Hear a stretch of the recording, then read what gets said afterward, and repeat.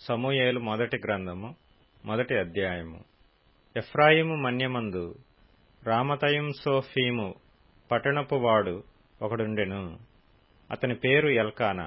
అతడు ఎఫ్రాయిమీయుడైన సూపునకు పుట్టిన తోహు కుమారుడైన ఎలూహునకు జననమైన యెరోహోము కుమారుడు. అతనికి 2 భార్యలుండిరి. వారిలో ఒకదాని పేరు హన్నా, రెండవ దాని పేరు పెనిన్నా. పెనిన్నాకు పిల్లలు కలిగిరి గాని హన్నాకు పిల్లలు లేకపోయిరి. ఇతడు షిలోహునందున్న సైన్యములకధిపతియగు యెహోవాకు మ్రొక్కుటకును బలి అర్పించుటకును ఏటేటా తన పట్టణము విడిచి అచ్చటికి పోవుచుండెను. ఆ కాలమున ఏలీ యొక్క 2 కుమారులగు హోఫ్నీ, ఫీనెహాసులు యెహోవాకు యాజకులుగా నుండిరి. ఎల్కానా తాను బలి అర్పణ చేసిన నాడు తన భార్యయగు పెనిన్నాకును దాని కుమారులకును కుమార్తెలకును పాళ్లు ఇచ్చుచూ వచ్చెను గాని హన్నా తనకు ప్రియముగానున్నందున ఆమెకు 2 పాళ్లు ఇచ్చుచూ వచ్చెను. యెహోవా ఆమెకు సంతు లేకుండా చేసెను. యెహోవా ఆమెకు సంతు లేకుండా చేసియున్న హేతువును బట్టి ఆమె వైరియగు పెనిన్నా ఆమెను విసికించుటకై ఆమెకు కోపము పుట్టించుచూ వచ్చెను. ఎల్కానా ఆమెకు ఏటేటా ఆ రీతిగా చేయుచూ నుండగా హన్నా యెహోవా మందిరమునకు పోవునప్పుడెల్లా అది ఆమెకు కోపము పుట్టించెను. గనుక ఆమె భోజనము చేయక ఏడ్చుచూ వచ్చెను.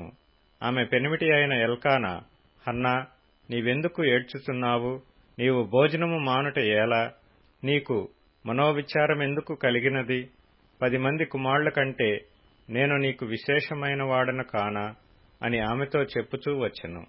వారు షిలోహులో అన్నపానములు పుచ్చుకొనిన తరువాత హన్నా లేచి యాజకుడైన ఏలీ మందిర స్తంభము దగ్గరనున్న ఆసనము మీద కూర్చునియుండగా బహు దుఃఖాక్రాంతురాలై వచ్చి యెహోవా సన్నిధిని ప్రార్థన చేయుచు బహుగా ఏడ్చుచు, సైన్యములకధిపతియగు యెహోవా, నీ సేవకురాలనైన నాకు కలిగియున్న శ్రమను చూచి నీ సేవకురాలనైన నన్ను మరువక జ్ఞాపకము చేసుకొని నీ సేవకురాలనైన నాకు మగపిల్లను దయచేసిన ఎడల వాని తలమీదికి క్షౌరపు కత్తి ఎన్నటికీ రానియక వాడు బ్రతుకు దినములన్నిటినూ నేను వానిని యెహోవా వగు నీకు అప్పగింతునని మ్రొక్కుబడి చేసుకొనెను. ఆమె యెహోవా సన్నిధిని ప్రార్థన చేయుచుండగా ఏలీ ఆమె నోరు కనిపెట్టుచుండెను. ఎలయనగా హన్నా తన మనస్సులోనే చెప్పుకొనుచుండెను. ఆమె పెదవులు మాత్రము కదులుచుండి ఆమె స్వరము వినబడకయుండెను.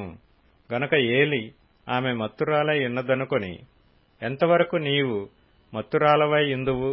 నీవు ద్రాక్షరసమును నీ యొద్ద నుండి తీసివేయమని చెప్పగా హన్నా, అది కాదు నా ఏలినవాడా, నేను మనోదుఃఖము గలదాన్నై యున్నాను.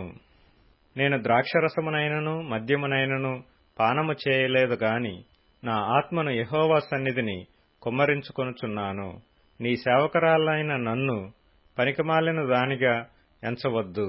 అత్యంతమైన కోప కారణమును బట్టి బహుగా నిట్టూర్పులు విడుచుచు నాలో నేను దీని చెప్పుకొనుచుంటినెను. అంతట ఏలీ, నీవు క్షేమముగా వెళ్ళుము.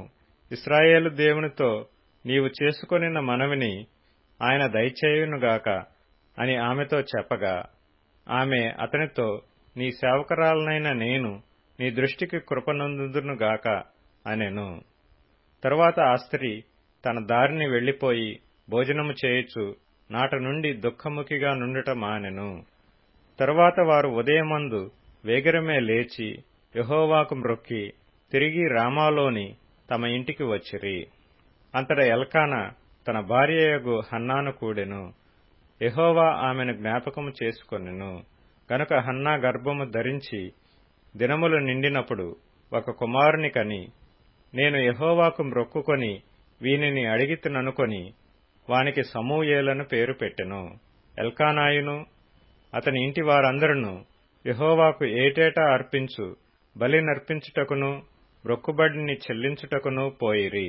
అయితే హన్నా, బిడ్డ పాలు విడుచు వరకు నేను రాను, వాడు యెహోవా సన్నిధిని అగుపడి తిరిగి రాక అక్కడనే ఉండునట్లుగా నేను వాని తీసుకొని వత్తునని తన పెనిమిటితో చెప్పి వెళ్ళకయుండెను. కాబట్టి ఆమె పెనిమిటి అయిన ఎల్కానా, నీ దృష్టికి ఏది మంచిదో అది చేయుము, నీవు వానికి పాలు మాన్పించు వరకు నిలిచియుండుము, యెహోవా తన వాక్యమును స్థిరపరచునుగాక అని ఆమెతో అనెను. కాగా ఆమె అక్కడనే యుండి తన కుమారునికి పాలు మాన్పించు వరకు అతని పెంచుచుండెను. పాలు మాన్పించిన తరువాత అతడు ఇంకా చిన్నవాడై ఉండగా ఆమె ఆ బాలును ఎత్తుకొని 3 కోడెలను, తూమెడు పిండిని, ద్రాక్షరసపు తిత్తిని తీసుకొని షిలోహులోని మందిరమునకు వచ్చెను.